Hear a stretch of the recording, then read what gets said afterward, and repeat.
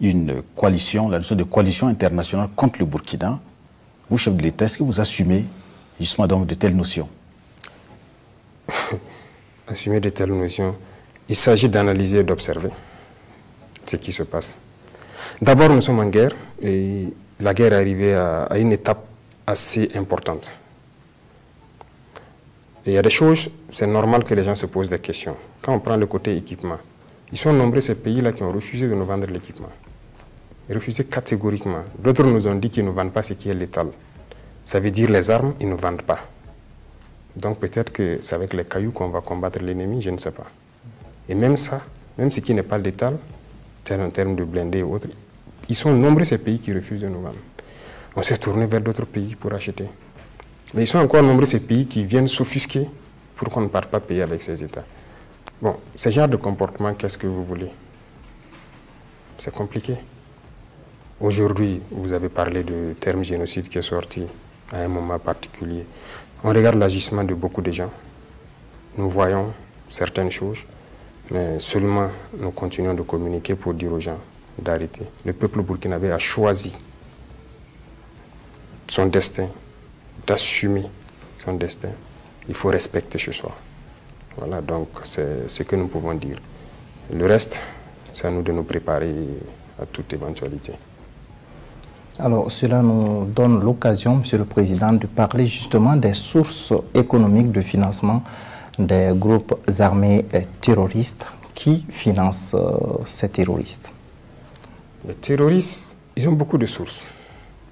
Mais au fil du temps, nous découvrons aussi beaucoup de choses. Il y a des nationaux qui les financent indirectement sans savoir. Des gens qui les vendent des choses parce qu'ils payent cher. Ils ont l'argent. Donc, ça, c'est une source. Il y a nos bétails qu'ils vendent à l'extérieur, qu'ils achètent très bien. C'est une source. Il y a l'orpaillage qui est là. C'est une source. Et aussi, dernièrement, on a arrêté des gens à Ouagadougou. On était beaucoup étonnés. Ils viennent par lot entre 30 000 et 60 000 euros. Donc, ils ont cette devise étrangère, tout neuf. Et ces individus étaient venus de Djibo, d'Iguel Djibo, pour venir faire le change à Ouagadougou et repartir. Bon, on se demande donc d'où vient ça. Donc, plusieurs fois, on a intercepté ces cas-là avec des devises étrangères. Et ça se pose beaucoup de questions quand même. Donc, ils ont du financement, ça c'est sûr. C'est sûr. D'accord. Alors, ça nous donne l'occasion aussi de parler de la violation de l'espace aérien par des aéronefs. Ce n'est pas des cas nouveaux. Alors, aujourd'hui, le phénomène se poursuit? Oui, je pense que le ministre en a parlé hier, non? Ça se poursuit et nous ne manquons pas de notifier souvent à ceux-là qui sont les auteurs. Parce que nous, dans la plupart des cas, nous arrivons à identifier les aéronefs et souvent, il nous arrive de les interpeller. Ça arrive même à la deuxième attaque de Ougarou. Voilà, les soldats sont là, vous pouvez vous renseigner. Dans la veille, dans la soirée, ils ont été survolés plusieurs fois par des aéronefs. Il y a 3-4 jours de cela au Sahel, il y a eu des survols. Voilà. Et souvent, donc, on identifie l'appareil et on fait des écrits pour dire clairement votre appareil est venu, il a fait ci, il a fait ça. Et il faut arrêter parce que ce n'est pas intéressant. Donc, ça continue. Est-ce que justement l'armée burkinabé a les moyens donc d'intercepter ou de détruire ces aéronefs? Oui, actuellement il y a ces moyens. Nous pouvons le faire, voilà, même si on ne les a pas déployés. Mais nous partons du principe que autour de nous, il y a des pays amis qui ont aussi des partenaires. Et peut-être que c'est pour les besoins de ces pays, je ne sais pas. Mais nous communiquons d'abord, nous dialoguons. Et nous les disons, si vous êtes en train d'opérer en faveur des unités amies de ces pays, il faudrait nous dire à l'avance. Et si vous avez besoin de rentrer dans notre espace, il faut aussi nous prévenir en fait. Voilà. Nous n'interdisons pas quelqu'un de rentrer dans notre espace, mais si on est prévenu, on sait que vous passez par là pour un besoin particulier. Parce que souvent, pour attaquer les groupes armés, on peut reconnaître qu'il faut aussi avoir un autre angle d'approche. Mais lorsque nous ne sommes pas prévenus, ça donne une autre idée. Voilà pourquoi nous ne détruisons pas systématiquement. Donc, on on détecte, souvent on fait les notifications, et plusieurs fois ils ont reconnu avoir donc être rentrés, et voilà, pour des missions d'appui à d'autres unités amies, des pays amis. Monsieur le Président, tout à l'heure, vous parlez bien sûr donc de l'attaque de Ougarou. Parlons bien sûr donc de la première attaque. Quand même, Ougarou, c'est dans une zone quand même un peu difficile, beaucoup isolée. Mais quand on regarde donc cette première attaque, au moment où les événements se déroulent, les réseaux sociaux sont inondés sur le bilan. Comment cela se fait-il? Bon, je n'ai pas réussi à suivre, mais quand même, il y a des gens autour de moi qui suivent les réseaux sociaux qui me disent. Et nous avons appris des bilans pas possibles. C'est les relais en fait des terroristes. C'est une guerre. La guerre, il y a la guerre et il y a la communication. Donc il y a des individus aussi que les terroristes ont qui font leur communication sur les réseaux sociaux parce que c'est aujourd'hui devenu l'outil d'information de la population.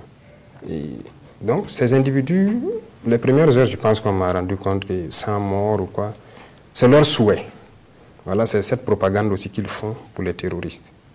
Et bon, j'ai dit, ne tirons pas de conclusion, on reste, on attend ce que l'unité sur place va communiquer parce que des renforts partaient. Donc les renforts sont arrivés, ils ont fait le constat et ils nous ont envoyé le point. Donc 33, j'ai dit, vous confirmez 33, dit oui. Est-ce que les autres sont présents? Tous les autres étaient présents. Les blessés, est-ce qu'ils sont évacués? Ils sont à Fada. Donc, quand on voit ce qu'ils ont publié au départ, bon, c'est leur souhait. Il y a une façon de minimiser la puissance de feu de notre armée basée à Ougarou. Alors, l'attaque de Ougarou est arrivée, si vous voyez la veille, nous avons attaqué une base importante vers en haut de Kanchari. Et je pense que c'est une réaction à cela. Cette base a été attaquée parce que nous avons suivi pendant plusieurs jours des infiltrations de terroristes venant de pays voisins, donc qui se sont donc rassemblés là-bas. On savait qu'il y avait des attaques en préparation. On a attaqué la base en premier, donc il y avait d'autres bases. Donc c'est une riposte. Mais on a une capacité de réaction. Voilà. Ils sont revenus, je pense que beaucoup sont actuellement en tout cas en enfer. Voilà, c'est ça le plus important. Et ça fait partie, c'est la guerre. Alors, Monsieur le Président, le Burkina Faso doit s'allier à d'autres pays, à des partenaires en tout cas pour pouvoir peut-être gagner cette guerre. Aujourd'hui, après le départ de l'armée française, qui sont les alliés du Burkina Faso dans la guerre contre le terrorisme? On a beaucoup d'alliés. Voilà. Le départ de l'armée française même ne signifie pas que la France n'est pas un allié. L'ambassade française est là. Mais on a des alliés stratégiques aussi. Voilà. On a de nouvelles coopérations. On a la Russie, par exemple, qui est un allié stratégique. La chance, c'est que la plupart de nos moyens majeurs même sont russes. Et on continuera d'acquérir des moyens majeurs avec la Russie. Vous avez la Turquie qui est un allié majeur. Vous avez d'autres États aussi. Donc, on a beaucoup d'alliés. Seulement les niveaux de coopération diffèrent. Et on va coopérer avec ceux qui souhaitent nous aider dans cette guerre. Et accepter nous vendre des équipements, accepter nous accompagner. Voilà. Alors, Monsieur le Président, avec la Russie, alors les populations burkinabées attendent ou attendaient beaucoup, en tout cas, de cette coopération. Est-ce que vous êtes satisfait justement de cette coopération militaire avec la Russie? Bien sûr. Je suis satisfait. La coopération existe il y a longtemps. Hein, mais là, on est en train de développer, d'aller plus loin.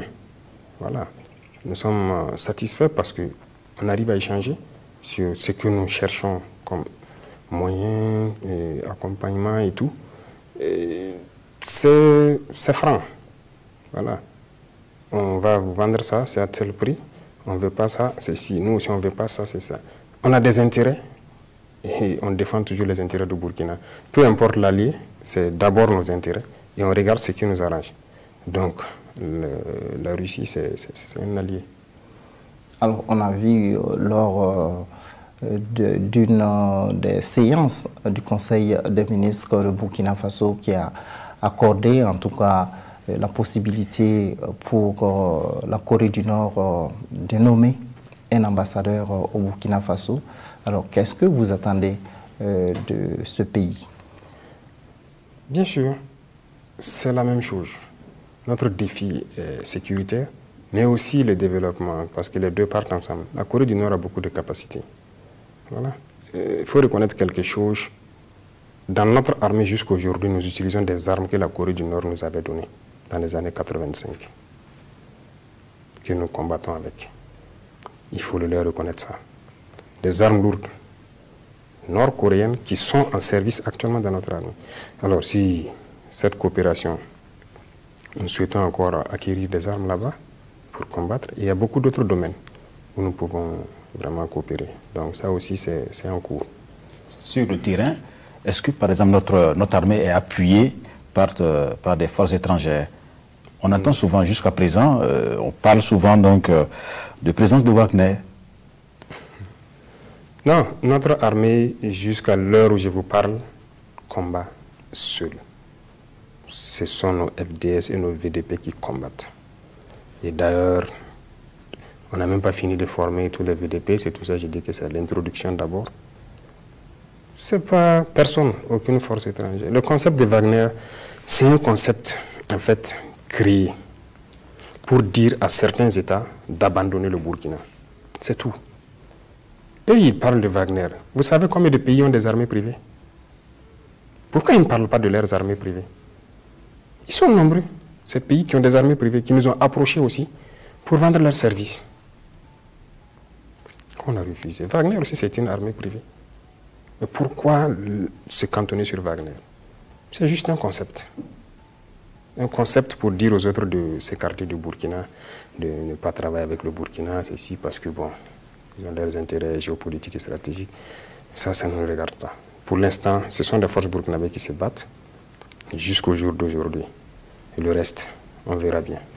Dans la sous-région, quel est bien sûr donc l'état donc des rapports du Burkina avec les pays voisins? Bon, ça va. Les rapports sont bons. Et ce qui nous préoccupe tous dans la sous-région actuellement, c'est la sécurité. Et nous avons plusieurs échanges, nous avons plusieurs rencontres. Je pense qu'avec la plupart des pays, nous avons en vue des opérations. Certes, d'autres même s'impatientent parce qu'ils veulent commencer rapidement, mais nous avons plusieurs fronts.